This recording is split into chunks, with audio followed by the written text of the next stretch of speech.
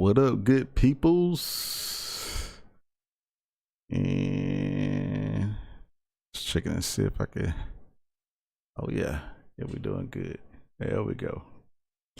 What up, Keo? Down in the chat.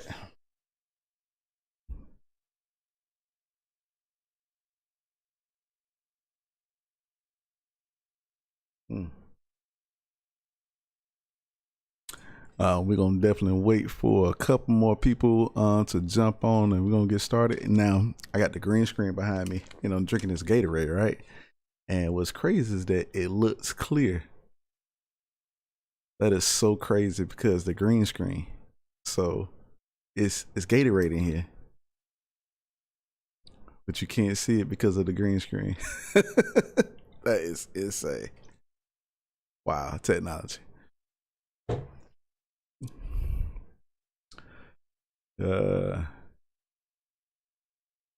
Desktop wallpaper. So let me show you that while we're waiting on more people to get started. Y'all already know what time it is. Cyberpunk 2077. Hey, we got till November the 19th. Next month it's gonna be on and cracking. Which is, I'm so happy I was able to get that 3080. Because I don't want any limitations. No limitations, man. Hey, what's up, Outer? What's happening? They gotta check the game out. I guess neither of us man, kill you off the chain, man. Oh man. So I got some good stuff that's in treat for y'all tonight, man. Because we gonna, we definitely had some announcements that was made today, some major announcements that you can see. We're gonna talk about the Ryzen 5000 launch. We're gonna talk about the big Navi, sneak peek that they did. But then also, we're gonna do some live benchmarks. Because I was finally able to get so y'all know the NZXT build that I did for my wife. So what I did was I actually took the graphics card out of there. I had the 2060 Super in there, but she didn't need it. She's just using it for work. So I took the graphics card out and I put my capture card in it. And that's what I'm using to stream right now. It's working flawlessly. So yeah, so when she's not using it, that's my computer. So yeah, so when she's not using it, that's my computer. Until I build me another one, but I'm definitely gonna build another. I'm gonna do another NZXT H1 build just for capturing and streaming, and it's gonna be great, man. So yeah, so that's what I'm using now. So we're gonna do some live benchmarks tonight too. I didn't put that in there, but it's gonna be good. So let's talk about this launch. So we got the AMD Ryzen 5000 launch. They're talking about the fastest gaming CPU, higher clocks, higher prices, and so let's see why. All right. So taking a look at this, of course, with Zen 3. They're naming for, and I'm hoping my battery doesn't die because I might have to switch it out, because it said it was full, but now it's dropped down on me on my camera, so I still got to get that fixed. But anyways, let's talk quick. All right, so I forgot where I was going with this, but anyways, AMD is so great with doing certain things. So let's talk about it. We got 3, well, it's actually 4. It's a total of 4 CPUs that were announced. That's going to be released all on November the 5th. So that's amazing. So the day after the election, they're super smart with how they do it. So the day after the election, which is going to be a great day, they're releasing these. So let's talk about them. The 5900X, which is something I definitely plan on getting.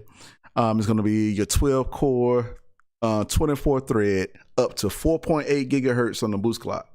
3.7 gigs on the base, 70 megabytes in cache, and I'm gonna talk a little bit more about the cache, but 105 watts on the TDP for $549. Now I do know some people have been complaining, you know, about the prices and stuff like that. When I bought my 3900X, which was almost about a year ago now, I think it was like last December, it was $499. So, you know, yeah. Out of wondering about their stocks since the supply and the GPU, CPU for the PlayStation. Yeah, I don't know. And see, that's another thing. You know, AMD, it's a win-win situation for AMD right now. So you got the PlayStation 5, you got the Xbox Series X. They're supplying the CPU and graphics cards for both of those. And they got this new stuff that's coming out, so it's gonna be crazy. So Argo down in chat, I'm actually going to talk about that. So it's a big reason why you should probably at least think about upgrading.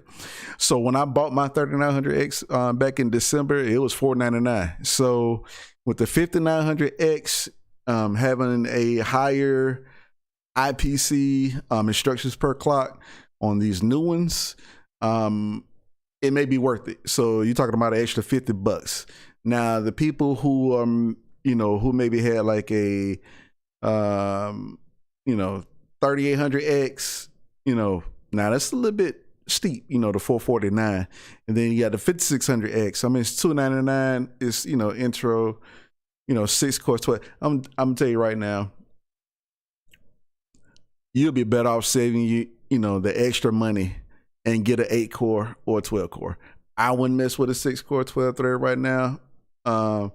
Just because of the way that things are moving with games and stuff like that. The consoles have 8 cores.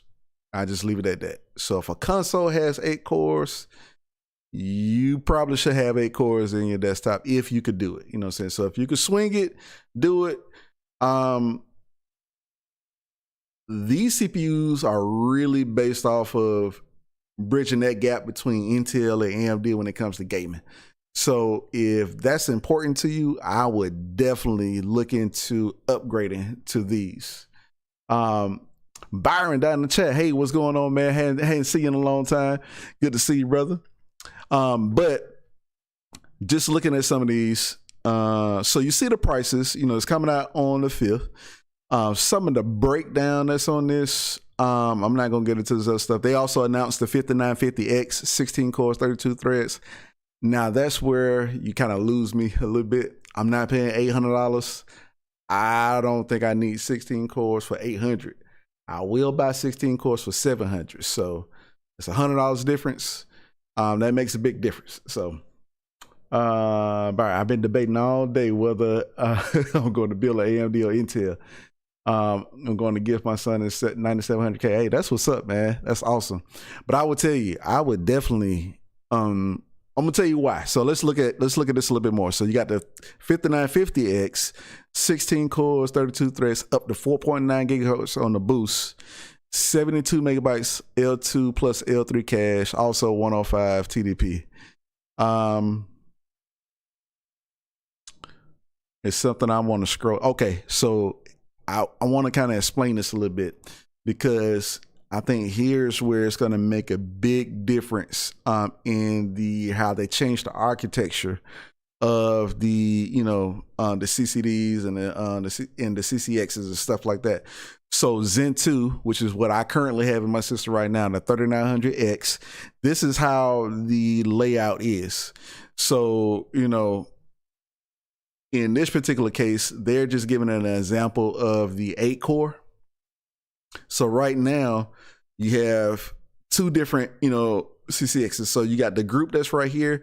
They're feeding off of the 16 megabytes of L3 cache. Then you got this other group. It's a completely separate group. And they're feeding off this 16 megabytes of L3 cache. Total is 32 megabytes. But there's a latency that's involved when it's trying to access that cache. So what they figured out is that if they combine everything together, right? So if they combine everything together, all of the cache together, all of the actual cores are now able to feed off of the 32 megabytes of L3 cache when it comes to the, I think this is like the 5800X that they're looking at. So this is just on the 8 core. So imagine this being a 12 core. It would be six CPUs on this side and six CPUs on this side.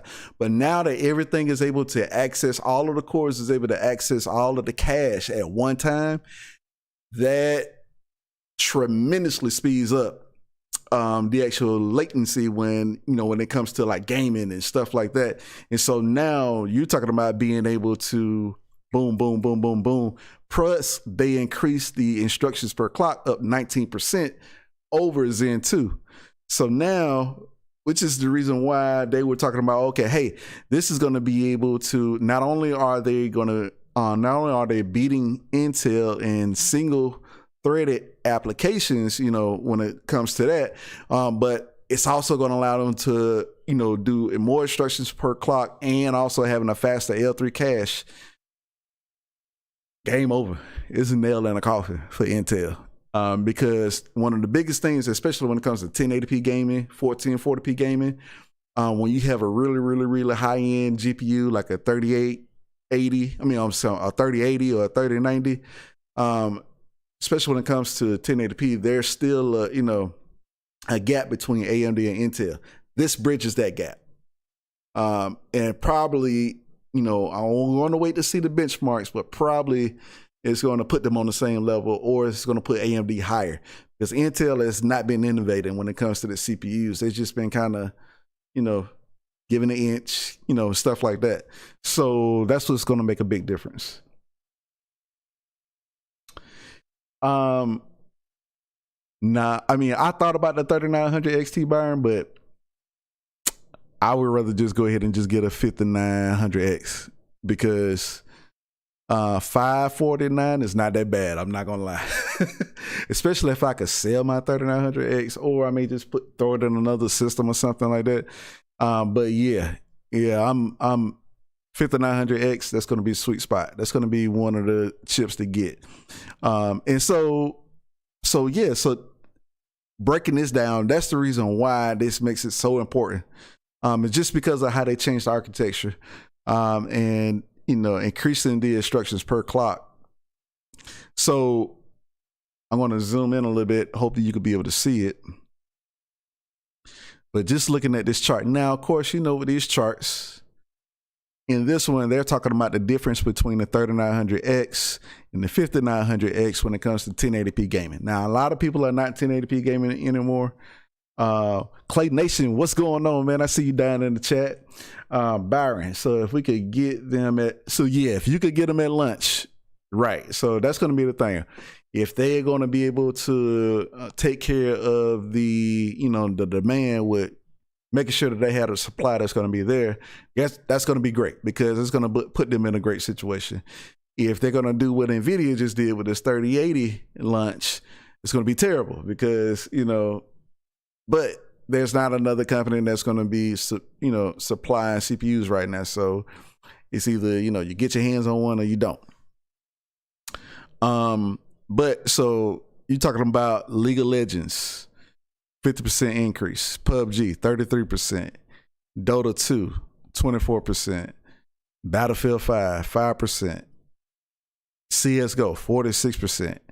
And these are like your fast-paced, games and stuff like that. So obviously you still need to wait for, the benchmarks and stuff to come out from all the people that's going to be able to get the samples. But that's going to be amazing. And then you talking about Cinebench, for the people who like that type of stuff. It was hitting over 600 on the single core. So 631. So that's absolutely crazy. I think they was talking about the 10900K was only getting like here it is, 551. So, and that gets up to 5.3 gigahertz on a single core. So yeah.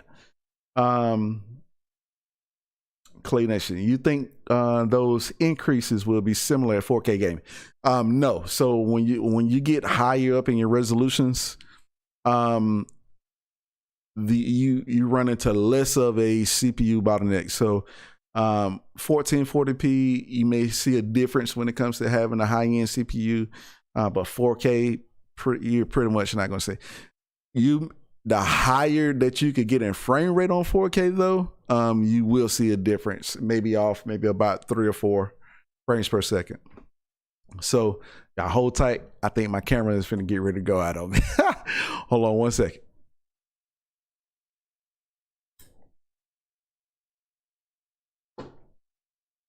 I can still talk to y'all.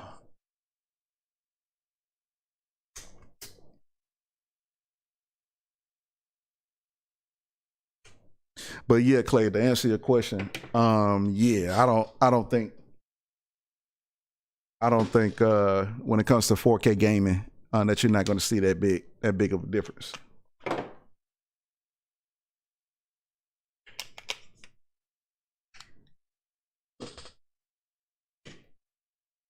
But you would definitely see a big difference in you'll definitely see a big difference in 1080p and 1440p.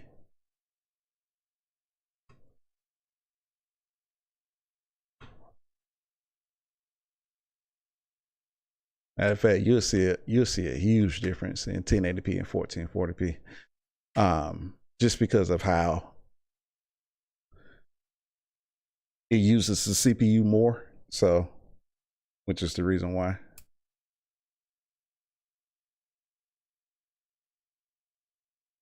All right, back in there. So yeah, like you said, yeah, you figured that was too bad. Yeah, unfortunately, you know, when it comes to stuff like that, then yeah. So you said that you just ordered one of those 280 hertz 1080p month. Oh yeah, so you definitely want to make sure that you get something. You definitely want to make sure that you get something, you know, a high-end CPU in order to be able to take advantage. You know what I'm saying? High-end CPU, high-end GPU when it comes to high refresh rate, you know, gaming and stuff like that. Now, here's another chart that talks about the 5900X against the 10900K. Again, you take this stuff with a grain of salt until you can start to see, you know, benchmarks and stuff like that that's being ran by individual, you know, reviewers and stuff like that. But I'm just saying, with the, you know, the 5900X getting up to 4.8 gigahertz on single core, and then you got the increase in the IPC instructions per clock, and changing around the architecture of how the actual cache is being accessed by the CPU and the chips. League of Legends, 21% over the 10900K, 5% over, you know, the 10900K in PUBG. Battlefield 5, you saw a little drop, not a big difference. Total War, 1%. CSGO, 19%. Shadow of the Tomb Raider, 6%. Far Cry New Dawn, 2%. And Far Cry has always been a bad game for AM, you know, when it comes to AMD CPU. So that's amazing. Ashes of Singularity, plus 5%. So this is a situation where, okay, hey, you're going to want to get one of these new chips, because ever since Intel has had like the 7700K, basically it's been outperforming, well, really probably since the 6700K, it's been outperforming AMD when it's come to gaming, especially 1080p and stuff like that. So from me, I would definitely say yes. You need to look to upgrade. I am going to upgrade as soon as I can, especially if I could be able to grab one at lunch. But November 5th is coming up pretty soon, and I just bought this 3080, so we definitely got to do some moving and shaking. Got to do some moving and shaking. But yeah, I'm definitely looking to, you know, looking to get one. Content creation for people that care. AMD has been beating Intel in these, you know, already, so that's not a big deal, except for like CAD work and stuff like that. And V-Ray rendering, these have been a big deal. But I'm just saying, this is definitely a situation where you want to look into upgrading. because I truly believe AMD, you know, they're going to put the crown on their head. They're taking the crown away from NVIDIA. Clay Nation, do you think Intel is going to try and rush theirs out to compete? I think they could try, but you know, their next CPUs, and see, here's the crazy thing. The next CPUs for Intel is Rocket Lake, and they're still on that 14 plus nanometer process, I believe. So some of their Z490 boards is going to be able to support, but not all of them. So it's going to be kind of crazy. You know, they may have situations where people may have to change their motherboard again, even though they just bought a Z490. But you know, as long as it's just going to be tough, you know, for Intel right now in order to compete. Maybe another year, maybe a couple more years, I don't know, but it's going to be tough.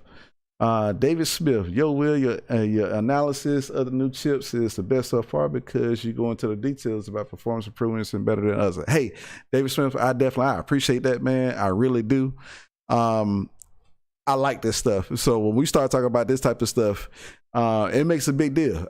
It makes a difference. And especially because I plan on, you know, buying it and maybe, you know, getting my hands dirty with it. So I'm looking forward to it. I definitely am. And I want to get another Intel system. I'm going to build another one just so I could do the comparisons, you know, saying in between the two.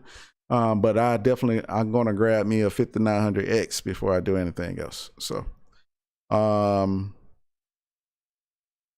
BIOS updates for Ryzen 5000 series. So if you got an X570 board, I believe, let me see what it says here. I think that says that, you know, as long as you go ahead and update your BIOS now, you should be ready. You shouldn't have to do anything else. So users should upgrade to a BIOS with the AGESA 1.100 or newer for the best experience on November the 5th. So if you plan on doing that, just update your BIOSes before you pop in a new chip. You should be fine. A Cat Gaming. Hey Will, how you doing? Really excited for Zen 3 and might be thinking about upgrading. Yes, sir. Definitely. Oh, which reminds me, you know what? In order to grow on YouTube, you know, you definitely gotta like the videos. You gotta share them. It just helps YouTube know that I'm better than what I really am. But definitely, man, make sure that you do that. Also, join the Discord that's down in the chat. And so, I mean, like down in the description below, you'll see the invite link. Join the Discord. We talk about stuff, man. We have a good time. And yeah, man, we building up the community. I think we have 50 plus people that's in the Discord. Yeah, I'm excited about that. I appreciate y'all on that. But definitely support your boy. Share the channel. All right, so moving on. And also for these sites, right, like this site right here is TechSpot. You can be able to find the link in the description below. If you want to check these sites out, you know, while we're taking a look at it, to look at this together. Also, we're going over to Tom's Hardware, and we're gonna look at Big Navi. So there's been some leaks. Well, there's been a lot of leaks, and matter of fact, before we talk about this Tom's Hardware guide, let's go ahead and go into videocards.com, and I'll try to make sure that I put the link to video cards down in the description below as well. But it's something I wanted to show you.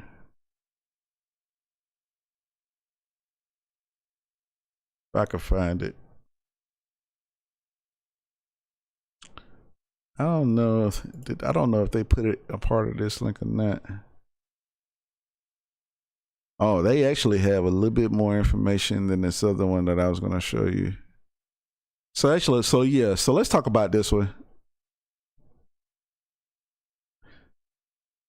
So taking a look now, this is the first time I believe in AMD for their reference card is actually showing a three fan card.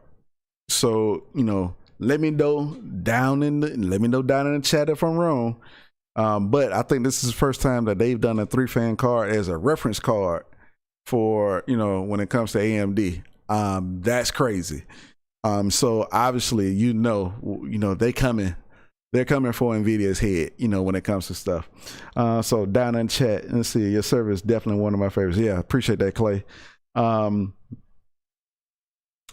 David Smith, do you think it's worth upgrading the main board even if you have an X470 because of PCIe 4.0 and other new features?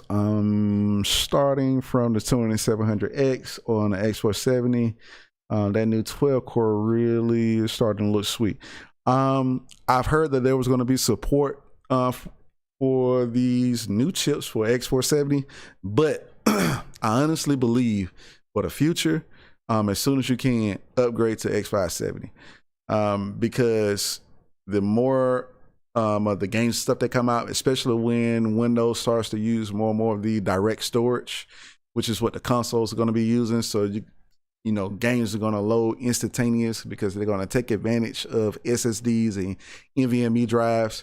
And if you have an NVMe 4.0 drive, it's just going to help. You know what I'm saying? It's going to help the process. So if I was you, I would upgrade. I don't think you have to in order to you know, to get the new chips, but I would upgrade. I think it's time to go ahead and make sure that you make that change. A cat just joined in Discord. Hey, a cat gaming. I appreciate that, man. So yeah, that's what I thought. It is the first time that they're having it. So let's take a look at this. So not only is that a great looking GPU, not too fond of the red Radeon signage right there, but we're talking about performance, right? So looking at these, they're saying that Big Navi will provide 60 frames per second plus experience across 3 games, you know, that they gave a peek at. So you're talking about Borderlands 3, it's getting 61 frames per second on DX12 at badass quality. So, and I need to see, I'm going to run that on my 3080. So we're going to do that live tonight so y'all can take a look at that. Yep. How many people you know are running live benchmarks? Nope, nobody. And see, then we got Call of Duty Modern Warfare DX12 ultra quality, 88 frames per second, 4K.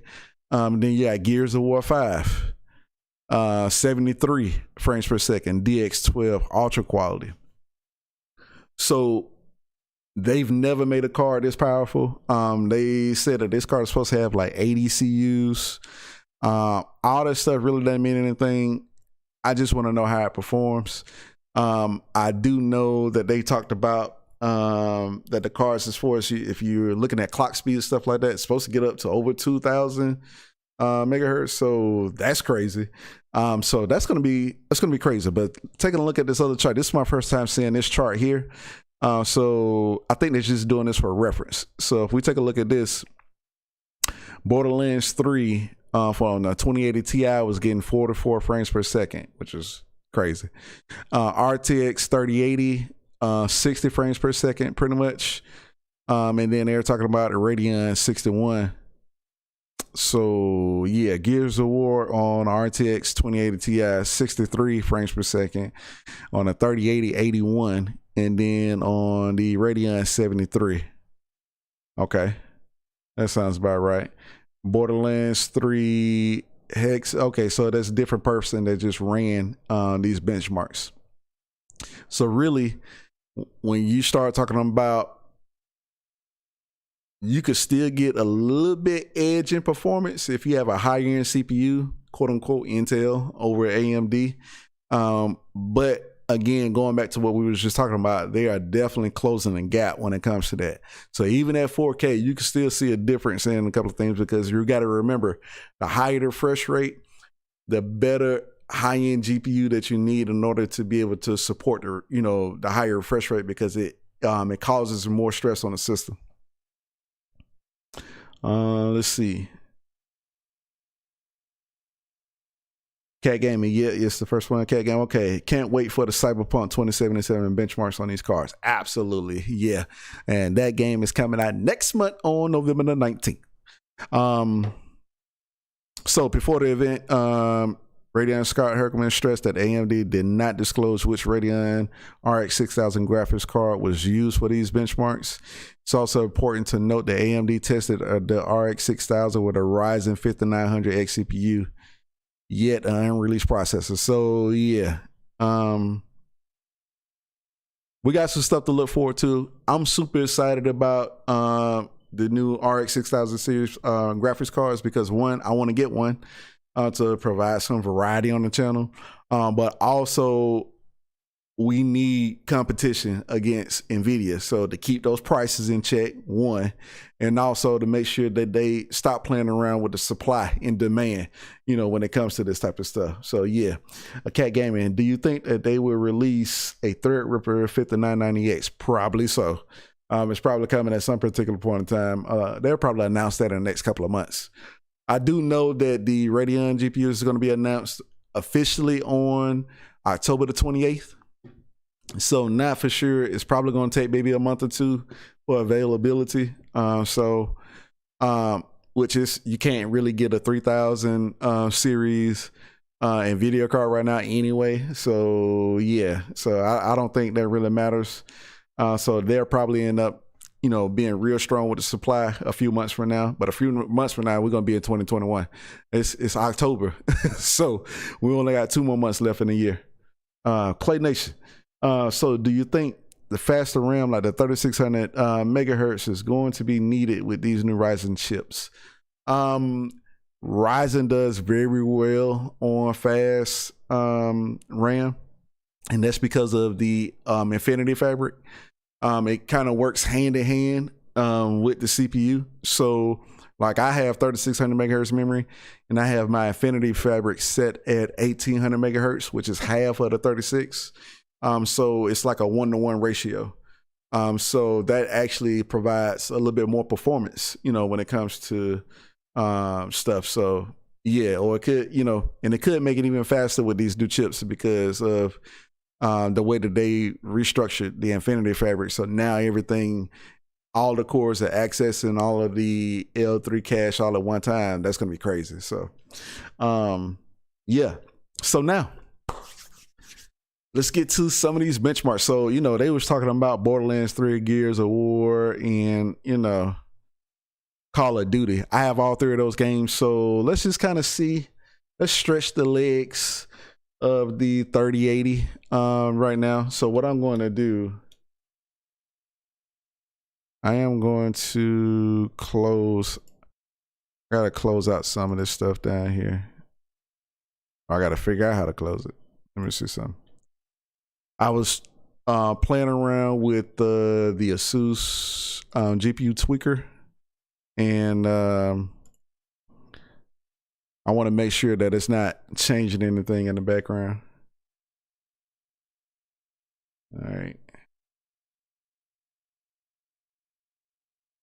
So we're gonna disconnect from nets. All right. So let's take a look here. Let's take a look at Borderlands 3. So the only thing I'm gonna do is I'm gonna start up MSI Afterburner so you can see the overlay.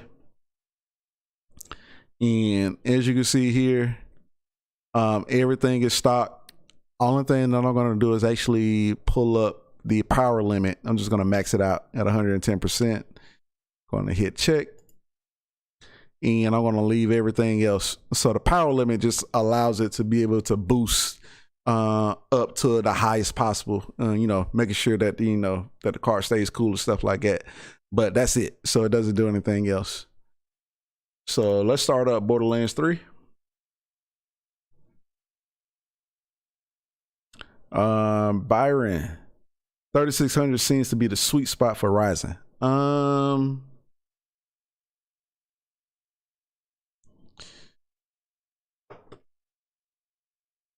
It depends. If you're doing maybe 4K gaming, yeah, you know. But if you're trying to do, you know, you need a stronger process. Hold tight 1 second.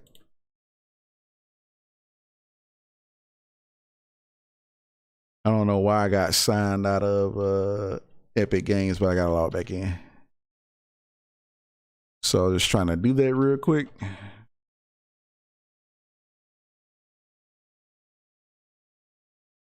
Got to make sure I don't give away any information by mistake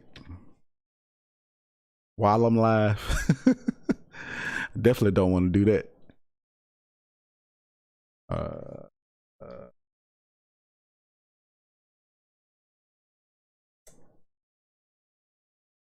I got this two-step verification thing that's going on right now.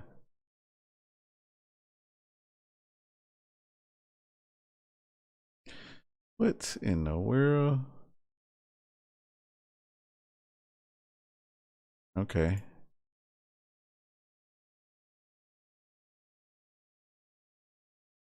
Touch the image.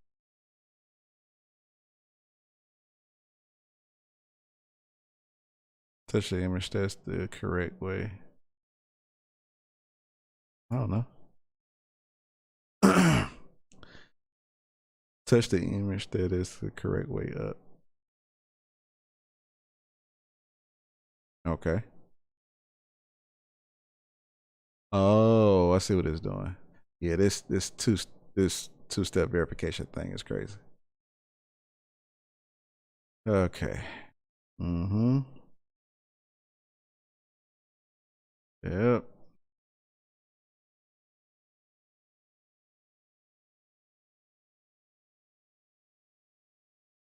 The fact that you even have to do this is beyond me.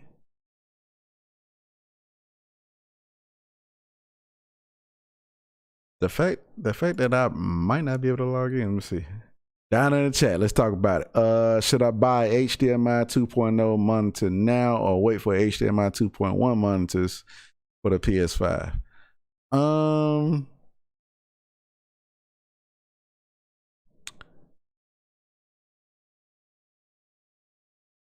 To be honest with you,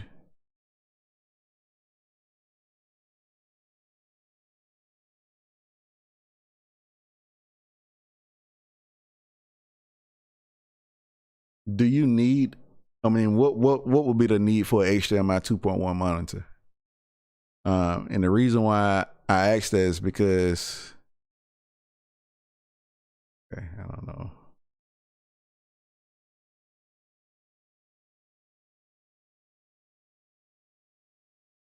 The reason why this is because HDMI 2.1 is definitely going to be important when it comes to it's going to be important if you're getting like the new LG TVs, like I think it's like the C8s or something like that, where you could be able to do use an HDMI cable and get the 120 hertz refresh rate and stuff like that. But on monitors, you just need a DisplayPort cable and a high refresh rate monitor, and you could be able to take advantage of the refresh rate. So, okay, for the PS5. All right, so okay, so yeah, I mean, if you want to be able to get that high refresh rate on the PS5, yeah, I can see the reason for wanting to do that. Or you could just get a TV that has the HDMI 2.1. For some reason, y'all, I'm not gonna hold y'all I'm not gonna hold y'all on Borderlands 3. I don't know. Just trying to run through Epic Games and I can't log in. So let's go to Gears 5. Yeah, I'm not gonna hold y'all on Borderlands. I was just running it earlier, so that's the crazy part about it. So we're moving on. Let's do Gears 5 benchmark, and then we'll do some gameplay on Call of Duty. But I don't know why Borderlands was tripping.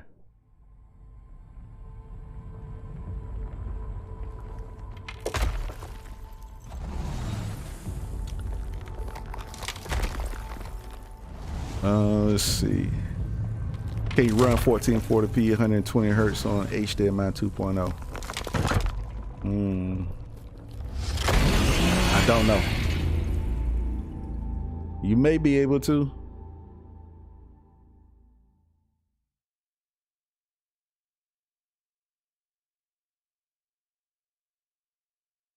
Not 100%.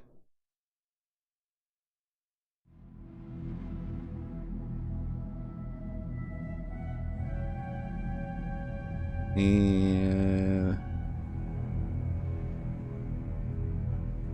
so down in the chat, let me know if this is like super choppy, because what I'm seeing on the stream, I am definitely seeing that it's choppy.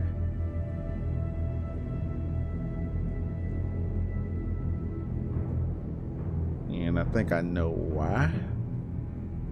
Because of how I am trying to stream, I'm gonna definitely see if I could turn that down.